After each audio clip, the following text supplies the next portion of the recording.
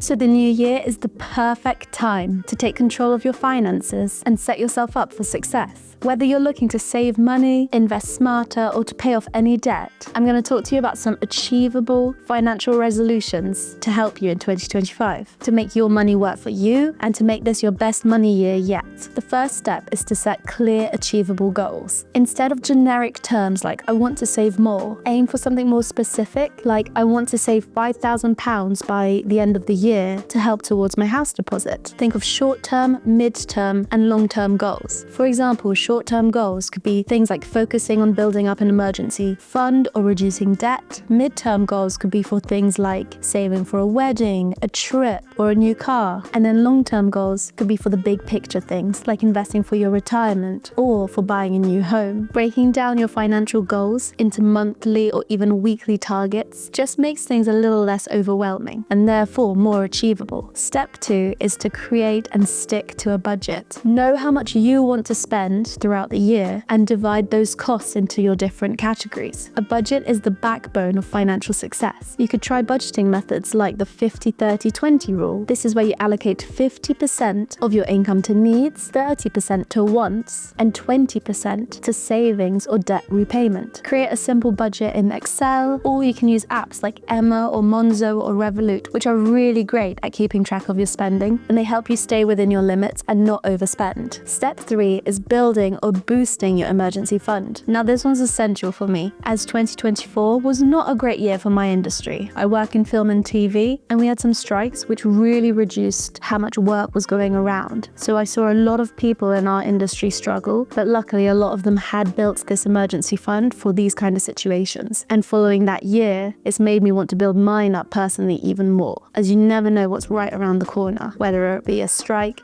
or COVID, you just have to be financially ready. So for this, you should aim to save between 3 to 6 months of essential expenses. And if this is too much for you, just start small. A lot of banks now let you do the roundup feature, where whatever you spend, your bank will round it up to the nearest pound, and they'll put that extra cash into a saving pot. So you could do that to start off small in helping build up your emergency fund. Set up these automatic transfers into high interest savings account, so you're less tempted to spend it. Step 4 is to tackle your debt strategically. Now, not everyone will have debt, but if you do, you should really try and get rid of it and start by paying off that high interest debt. This is called the avalanche method. Or you can try the snowball method, which is where you start paying off the smallest debt in order to help you build that momentum. This is also a less overwhelming way. Now, I know some people are really against this, but you could also try the balance transfer method, which is where you use 0% balance transfer credit cards to consolidate debt and to help save on interest. All in all, I know debt can be overwhelming, so just set a realistic time frame for yourself for becoming debt-free and try and stick to it. It's a new year, so try and finish the year debt-free. Something else that's really great you could do in the year, if you have the time and capacity, is to increase your income by picking up those extra side hustles. You could try freelancing by offering your skills on platforms like Fiverr or Upwork or anywhere else. You could look at increasing your passive income, which I know is everybody's dream, to make money while you sleep. You could do this on the small scale by investing in dividend-paying stocks, or on the larger scale by investing in property. Or you could start a YouTube channel. I know this doesn't class as passive income for everyone because you do have to do that initial work at the beginning, but a video can continue to make AdSense and revenue the months after you've made it. So this is also a great source of passive income. You could invest in your own career in the hopes of getting a promotion